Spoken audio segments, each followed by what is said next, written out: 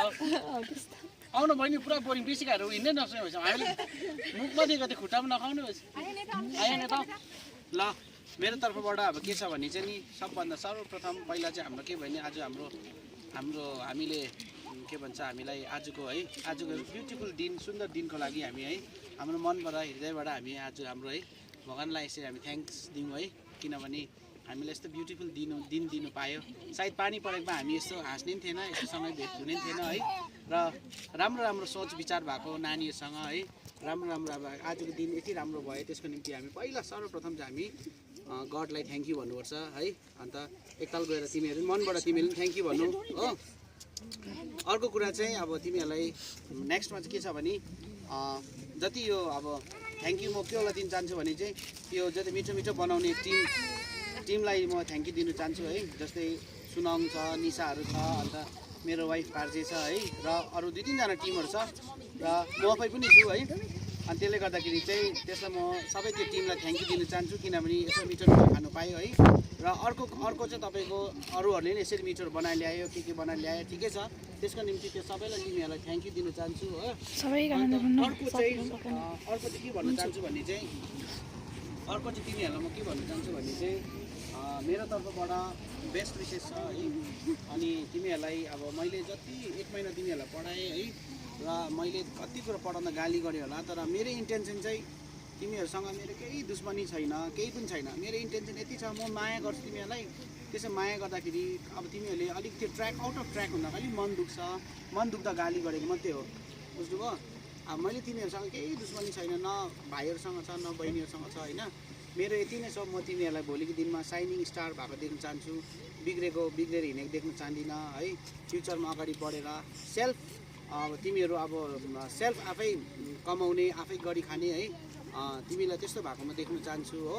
अनि राम्रोसँग पढ्नु राम्रोसँग हायर एजुकेसनमा राम्रोसँग पढ्नु क्लास 12 मात्रै होइन 10 मात्रै होइन कलेज लेभल अझै त्योभन्दा अझै बेसी लेभल गएर पढ्नु होइन म चाहिँ त्यही भन्न चाहन्छु मेरो बेस्ट विशेष चाहिँ के छ होइन भोलिपछि हामी जहीँ पनि भेट्छ हाई हेलो गरौँ है अब मेरो एज गइसकेको हुन्छ तिमीहरू पनि अलिक एज बढिसकेको हुन्छ अलिक तिमीहरूको अहिले टिन एज छ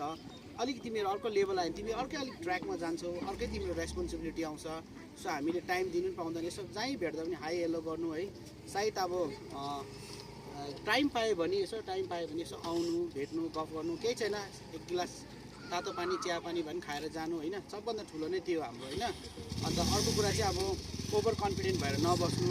राम्रोसँग पढ्नु आमा बाउको बेस्ट विशेषहरूलाई पुरा गर्नु अब सबभन्दा अब तिमीले नयाँ सालको गिफ्ट चाहिँ तिम्रो मम्मी पापालाई है र अब कसैको मम्मी पापा छैन होला है र कसैको हुन्छ र कसैको दाजु दिदीहरू होला अब आफ्नो अङ्कल आन्टीहरू होला तिमीहरूलाई चाहिँ नयाँ सालको चाहिँ पास भएर राम्रो रिजल्ट ल्याएर गिफ्ट त्यही दिनु तिमीहरूकोबाट चाहिँ होइन तिमीहरूले त्यही दिनु त्यही नै हो उहाँहरूको लागि गिफ्ट त्यही हुन्छ है अन्त अब जति सक्दो मैले 1 महिनामा तिमीहरूलाई पढाउन सक्यो र अब कति कुरा छोड्यो है मैले हाम्रोमा टाइमै थिएन त्यसले गर्दा मैले तिमीहरूलाई राम्रोसँग फुल्ली पढाउन सकेन भए पनि जति सक्दो मेरो आई गेभ माई 100% है मैले त्यति दिएँ तर भए पनि फ्युचरमा केही प्रब्लमहरू भयो कस्तै भाइ बहिनीहरू केही पढ्नुहरू छ भने यसो अब ल्याउनु म पढाइदिन्छु र म मात्रै छैन नट अन्ली टु मी अब अरू पनि हुन्छ मभन्दा एक्सपर्टहरू पनि हुन्छ त्यहाँ पनि जानुपर्छ त्यहाँ पनि टेस्ट गर्नुपर्छ होइन सबै जग्गा जानुपर्छ नलेज कहाँ बेस्ट पाउँछ त्यहीँ पुग्नुपर्छ हामी होइन अल्छी चाहिँ गर्नु हुँदैन होइन अन्त मेरो तर्फबाट तिमीहरूलाई सबैलाई अब भोलिदेखि तिमीहरू घरमा जान्छ है सबैलाई थ्याङ्क यू है अन्त तिमीहरूको एन्टायर टिमकोबाट मलाई सानो एउटा टोकन अफ लभ दियो तिमीहरूले विचार अब कति कलेक्ट गर्यो होइन तर अब त्यो चाहिँ एक्चुअली मैले तिमीलाई गर्नु भनेर सिकाएको अब मलाई त्यो तिमीहरूबाट एक्सपेक्ट गरेको होइन how to give respect to your senior to teacher है गाडीभित्र लगेर बन्द गरिदेऊ न अहिले दिन चाहिँ हेर न अन्त मैले भनेको तिमीहरूकोबाट मैले तिमीहरूलाई सिकाएको at least how to give respect how to यो गर्छ भने मैले तिमीहरूलाई जस्ट टिचिङ गरेको अब यो चाहिँ तिमीहरू सानो सुरुवात हो तिमी कलेज पुग्छ कलेजको टिचरहरूलाई कसरी खुसी पार्ने तिम्रो घरको आमा बाउलाई कसरी खुसी पार्ने कस्तो प्रकारले गर्नुपर्ने भन्ने कुरा त्योहरू चाहिँ तिमीहरूले याद राख्नु होइन अब तिमीहरूले सिक्यो होला होइन अब कतिले भन्दाखेरि यहाँ आउँदाखेरि तिमीहरू कतिजना चाहिँ you don't have any words to express है कतिजना अतालिन्छ यो तिमीहरूको यहाँ आएर बोल्नु चाहिँ के भएको भने चाहिँ सानो तिमीहरूलाई it is a small platform to become a leader. अब होइन लिडरले के गर्छ भने लिडर जहिले एक्लै हुन्छ अन्त उसको अगाडि पुरा हुन्छ, उसले भनेको कुरा सबैले सुनिरहेको हुन्छ। सो लिडरकोमा त्यो क्वालिटी हुनुपर्छ। तिमीहरू सबै लिडर बनिनुपर्छ भोलिको दिनमा होइन। अब भोलिको दिनमा तिमीहरू राम्रो राम्रो मान्छे बनिन्छ, कोही राम्रो बिजनेसम्यान होला, कोही राम्रो एजुकेटेड पर्सन होला, कोही राम्रो टिचर होला, कोही राम्रो इन्जिनियर होला, कोही डक्टर होला, र कोही एउटा गुड सोसल वर्कर होला, कोही पञ्चायतहरू होला, या कोही जिल्लाहरू के हुनसक्छ। तर समाजप्रति कन्ट्रिब्युसन चाहिँ हुनुपर्छ तिमीहरूको। तिमीहरू तिमीहरूको लाइफमा होइन जस्तो सुनाउँ छ होइन, मीमांसा छ होइन, के भन्छ हाम्रो आडोन छ, हाम्रो अरू भाइहरू छ, तिमीहरू एकैताल यो धरतीमा चाहिँ एकैताल जन्म लिएर आएको। सो म अब त्यो जन्म लिनेको एउटा उद्देश्य हुन्छ, केही न केही एउटा उद्देश्य हुन्छ। So you have to do, अब एउटा यस्तो चिज तिमीले यस्तो स्पेसल काम गर्नु पर्यो जसमा चाहिँ हमेसा तिमीलाई याद दिलाओस्, मीमांसा इस धरती में नहीं है मगर फिर भी उसको हमेसा याद रखे, वैसा काम करना चाहिए। भनेको मतलब चाहिँ तिमीले यस्तो काम गर जसमा तिमीलाई चाहिँ हमेसा कसले नभुलोस्। बुझ्नुभयो? कसले पनि नभुलोस् तिमीहरूलाई होइन। यस्तो काम गर like towards your society, towards your country, towards your nation, towards your family होइन। तिमीले आफ्नो देश आफ्नो गाउँको लागि तिमीले के कन्ट्रिब्युसन दिन्छौ। सो तिमीलाई यो लेडी यस्तो थियो कि हामीलाई यो गाउँमा यस्तो दियो, हाम्रो सोसाइटीमा यस्तो गऱ्यो भन्ने कुरा चाहिँ तिमीहरूले चाहिँ कहिले त्यो यस्तो काम गरेर जानु पऱ्यो जसमा तिमी आयो, जन्मियो, खायो, बस्यो, लाइफ ठुलो भयो, बढ्यो है, बिहा गर्यो, जिन्दगी बित्यो, मरेर गयो, त्यो तिमीले भुलिन्छ। अब म चाहिँ भन्नु चाहेको यत्रो केटाकेटीलाई चाहिँ तिमीले यस्तो काम गर जसमा तिमीलाई हमेसा मान्छेले दिलमा राखोस्। मेरो काम चाहिँ त्यस्तो, मेरो भनेको चाहिँ त्यस्तो,